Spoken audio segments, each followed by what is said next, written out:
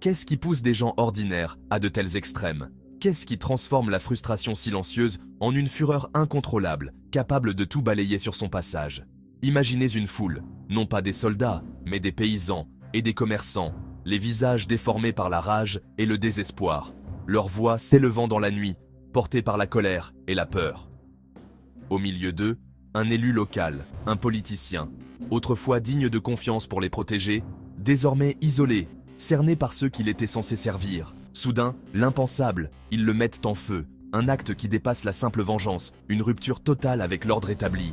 Ce n'est pas une fiction médiévale. Cela s'est passé dans les montagnes du Népal, une histoire enfouie par le temps, mais impossible à ignorer, un secret que les pierres elles-mêmes semblent ne murmurer.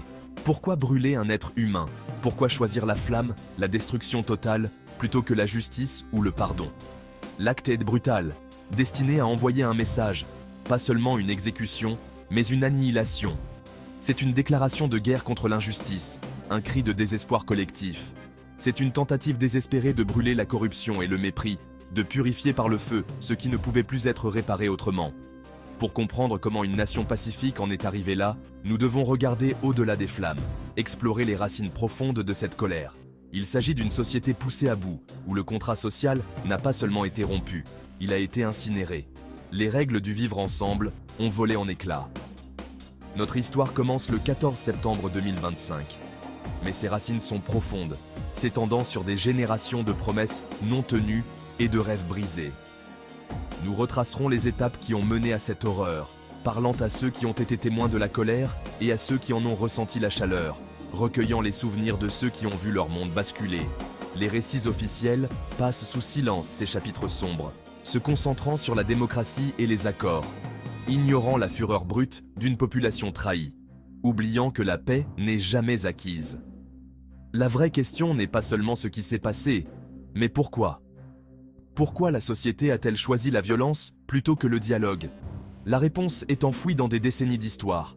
Un royaume isolé, dirigé par un monarque divin, cimenté par un système de caste rigide et empoisonné par une corruption endémique, où l'injustice était la norme. La corruption s'est infiltrée du palais royal jusqu'aux plus petits villages, infectant tout, rendant la vie quotidienne insupportable pour les plus vulnérables. Avant les flammes, il y a eu une lente combustion d'injustice. Un ressentiment qui s'est accumulé, année après année, sans jamais trouver d'exutoire. Un feu couvant depuis des générations, attendant la bonne étincelle, prêt à tout embraser, à la moindre provocation.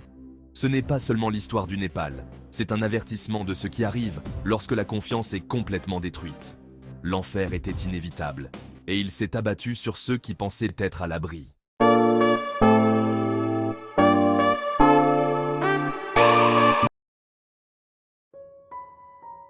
Pendant des siècles, le Népal fut un royaume fermé, dirigé par une dynastie Shah revendiquant un droit divin. Le roi était un dieu sur terre, et sous lui, les élites de haute caste contrôlaient tout. La plupart des Népalais, castes inférieures, minorités ethniques, étaient piégés dans la pauvreté, leur destin scellé dès la naissance. Le système imposait l'inégalité avec la corruption comme sève. Des pots de vin étaient exigés pour les emplois, les permis, même les documents les plus basiques. L'État drainait les richesses des campagnes pour financer le luxe de l'élite. Une brève expérience démocratique en 1959 fut écrasée, remplacée par le système Panchayat, une dictature déguisée. Pendant 30 ans, le pouvoir et la richesse se sont encore concentrés, tandis que le ressentiment couvait. Le terrain était préparé pour un bouleversement violent. En 1996, le ressentiment accumulé pendant des années a explosé dans les rues et les villages du Népal. Des rebelles maoïstes, promettant justice, égalité et la fin de la corruption, ont lancé ce qu'ils ont appelé la guerre populaire. Leur message a résonné profondément auprès des pauvres des campagnes, longtemps négligés et oubliés par l'État central. La guerre fut brutale et sans pitié. Les rebelles attaquaient les symboles de l'État. L'armée ripostait violemment et les villages étaient pris entre deux feux, souvent détruits ou abandonnés. Disparitions, tortures, exécutions sommaires. La peur et la méfiance sont devenues monnaie courante dans la vie quotidienne. Plus de 17 000 personnes, pour la plupart des civils, sont mortes dans cette guerre des pauvres contre les pauvres, laissant des familles brisées et des villages endeuillés. En 2001, un choc supplémentaire. La famille royale fut massacrée et le roi impopulaire Gyanendra monta sur le trône, plongeant le pays dans l'incertitude. Son règne autoritaire, marqué par la répression, a uni ses anciens ennemis contre lui, rassemblant des forces opposées pour la première fois. En 2006, des millions de personnes sont descendues dans la rue lors du mouvement populaire, bravant la violence pour forcer le roi à abdiquer. La monarchie, vieille de plusieurs siècles, fut abolie en 2008, marquant la naissance d'une république. Une nouvelle ère fut promise, paix, égalité, gouvernance propre et l'espoir d'un avenir meilleur pour tous les Népalais. Mais les promesses étaient immenses, et la déception, pour beaucoup, fut encore plus grande, car les changements tardaient à venir. La guerre a pris fin, mais les blessures, physiques et psychologiques, sont restées ouvertes, marquant toute une génération. Le peuple espérait un vrai changement, mais les vieilles habitudes, la corruption et l'injustice s'avérèrent difficiles à briser. Les révolutionnaires d'hier sont devenus la nouvelle élite, profitant du pouvoir et des privilèges qu'ils avaient autrefois dénoncés. Le cycle de la trahison et des promesses non tenues a continué, alimentant la frustration populaire. Les graines de la rage et du mécontentement étaient semées, prêtes à éclore à nouveau si l'espoir venait à disparaître. Dans les districts reculés, la patience du peuple a finalement craqué. Après des années de promesses non tenues et d'espoirs déçus, la frustration s'est transformée en colère collective. Les fonctionnaires locaux, habilités par la démocratie, sont devenus les nouveaux maîtres, souvent plus avides que les anciens. Ils se sont installés dans leurs bureaux, se croyant intouchables, oubliant les besoins de ceux qu'ils étaient censés servir. Ils ont détourné des fonds, protégés par des partis politiques et un système judiciaire compromis. Les pots de vin circulaient, la corruption s'enracinait et la justice semblait hors de portée pour les citoyens ordinaires. La colère était personnelle, les sacrifices faits pour un avenir meilleur avaient été trahis. Les familles voyaient leurs rêves s'effondrer et la douleur de la trahison se lisait sur chaque visage. La justice populaire a commencé par l'humiliation publique, des fonctionnaires corrompus exhibés, les visages noircis, des aveux forcés. Les foules exigèrent des comptes, cherchant à restaurer leur dignité perdue. Mais alors que la corruption persistait, l'humiliation a dégénéré en violence. Les protestations pacifiques se sont transformées en émeutes, la tension montant à chaque injustice ignorée. Dans le Térail et les collines du centre-ouest, des foules ont encerclé les maisons de fonctionnaires notoires. La peur changeait de camp, et les puissants se retrouvaient assiégés par ceux qu'ils avaient négligés. La police était impuissante ou peu disposée à intervenir.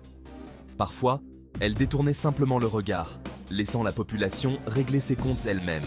La foule est devenue juge, jury et bourreau. Les décisions étaient prises sur le champ, sans procès ni défense possible. L'état de droit avait échoué, le peuple a créé le sien. Dans les villages, la justice officielle n'existait plus, remplacée par la volonté collective. Leurs lois étaient simples, brutales et définitives. Le feu était allumé, marquant le point de non-retour pour une société en quête de justice et de changement. Dans les moments les plus sombres, le jugement de la foule devint terrifiant. L'épreuve du feu. Ce n'était pas une violence aléatoire, c'était un rituel, réservé aux plus corrompus et arrogants.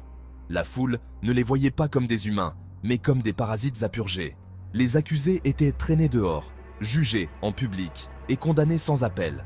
Le feu était le châtiment ultime, un message en flammes à chaque fonctionnaire corrompu.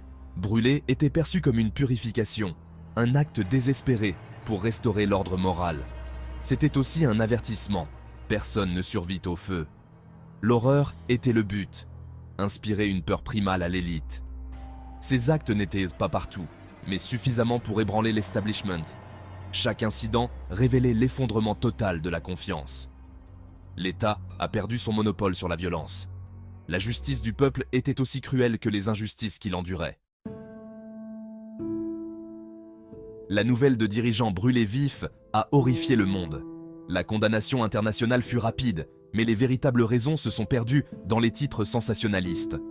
À Katmandou, les élites se faisaient l'écho de l'indignation, craignant pour leur propre sécurité. Mais dans les villages, il y avait une compréhension sombre, parfois même une approbation. Pour beaucoup, ce n'était pas un meurtre, mais la seule justice qui restait. La vraie faute, estimait-il, incombait aux fonctionnaires dont l'avidité avait alimenté les flammes. Les feux du Népal ne sont pas uniques. Ils résonnent à travers l'histoire. Chaque fois que les dirigeants deviennent trop corrompus et déconnectés, une réaction violente s'ensuit. La Révolution française, les soulèvements anticoloniaux, la Révolution russe, tous ont montré le même schéma. Quand la justice est impossible, les gens la cherchent en dehors de la loi. La légitimité vient de la confiance, pas de la force. Lorsque la confiance est trahie, l'État perd son autorité morale. Le gouvernement devient l'ennemi. La violence devient libération. L'histoire du Népal est un miroir et un avertissement. Le feu n'a pas été allumé par la foule, mais par des années de corruption et de trahison. Lorsque les systèmes récompensent les corrompus et punissent les honnêtes, la violence devient inévitable. Les dirigeants brûlés étaient les produits du système qu'ils avaient perfectionné. Le peuple a appris la leçon du pouvoir, brutalement. Cela pourrait-il arriver ailleurs? Observez l'inégalité croissante, l'érosion de la confiance et l'injustice systémique dans le monde entier. Lorsque toutes les voies légitimes sont bloquées, les gens saisissent l'allumette. Le feu dans les montagnes du Népal est un rappel permanent. Servez votre peuple ou risquez d'être consumé par sa rage.